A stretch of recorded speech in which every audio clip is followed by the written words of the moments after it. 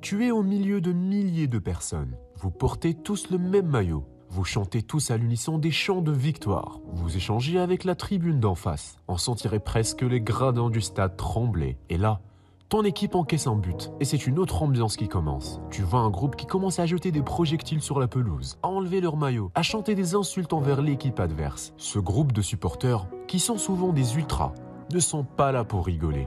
Pour la plupart d'entre eux, l'enjeu est beaucoup plus grand qu'une simple victoire. Tu es d'accord pour dire que le football est avant tout une passion, mais malheureusement, cette passion peut se transformer en débordement et parfois pire. Tu l'auras compris, aujourd'hui, on va parler des 10 supporters les plus dangereux au monde. Avant de commencer, je poste 2 pronos gratuits tous les jours. Aujourd'hui, on a gagné 500 €. Alors rejoins-nous dès maintenant, le lien est dans la description. Numéro 10, Galatasaray. Si tu n'as jamais vu un match de championnat turc, tu rates quelque chose. L'ambiance dans les stades est bouillante et les supporters du Galatasaray en sont le meilleur exemple. Malheureusement, les supporters ont plus d'une fois été pénalisés à cause de débordements, notamment des lancers de projectiles et surtout lors des derbies avec Fenerbahçe. Mais ce n'est sûrement pas ça qui stoppera les supporters du Galatasaray. Numéro 9, Étoile Rouge de Belgrade. Ce club serbe est réputé pour son ambiance électrique et pour la violence d'une partie de ses supporters, surtout quand le club a la chance de jouer une compétition européenne. Leur ultra se nomme les Dulj. Ce sont des anciens paramilitaires serbes ayant servi durant la guerre des Balkans, dans les années 1990. Mieux vaut leur laisser la victoire, si tu veux mon avis.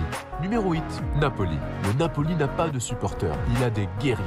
L'un des principes des supporters du Naples est qu'un match n'est pas un spectacle, c'est une question de vie ou de mort. Je te laisse imaginer alors la ferveur de ces ultras. L'importance des ultras en Italie est tellement grande que Netflix a réalisé un documentaire sur eux, et plus précisément sur les ultras de Napoli. Heureusement que cette année, le Napoli de Victor Osimhen et de Rfica, le Maradona georgien, sont inarrêtables. Numéro 7, Millwall. Dans ce club anglais, il y a plus d'arrestations que de buts à la fin de saison. Les Bushwhackers sont les supporters les plus violents du stade. Malgré leur effectif assez maigre, pas plus de 200, ils arrivent à faire la une des journaux assez souvent. Leurs pires ennemis sont les ultras de Chelsea, les Headhunters et les Interfirm du club de West Ham. Mieux vaut ne pas être dans les gradins pour ces matchs. Numéro 6, Leeds. Leeds a sans doute l'un des groupes de supporters les plus anciens au monde, les Peacocks. Ils sont nombreux et certains sont même des vétérans. Avec plus d'une centaine d'arrestations par an, ils sont décrits comme les hooligans les plus violents d'Angleterre, pays où l'hooliganisme est né.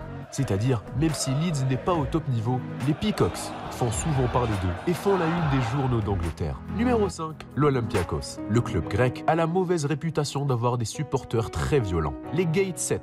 Malheureusement, leur comportement arrive même parfois au meurtre. Surtout quand il s'agit d'un match contre le rival de l'Olympiakos, le Panathinaikos. Les échanges peuvent être sanglants. En 2011, les Gateshead ont massacré 12 supporters adverses. Un triste bilan qu'on n'aime vraiment pas voir dans le monde du sport. Numéro 4, KS Cracovie et Wisła Cracovie. Le derby des 2 clubs de Cracovie en Pologne est sans doute l'un des matchs les plus sanglants du monde. Leurs ultras se nomment les Ultras, un mélange entre hooligan et ultra. À ce stade, ce n'est plus du football, mais simplement de la violence. En 2006, on a pu compter 8 morts et une centaine de blessés lors du derby. Les 2 supporters ont signé un accord de principe pour ne pas utiliser d'armes blanches durant leur combat. Numéro 3, Boca Juniors. Les matchs en Amérique latine sont généralement mouvementés, mais les supporters déchaînés du célèbre club argentin du Boca Juniors sont les plus redoutés. On les appelle les Barras Bravas. Ils ont malheureusement causé une vingtaine de morts depuis les années 2000. Et jusqu'à maintenant, lors des matchs à domicile, c'est toute la ville qui est en alerte. Même les forces de l'ordre locaux sont déployées un peu partout.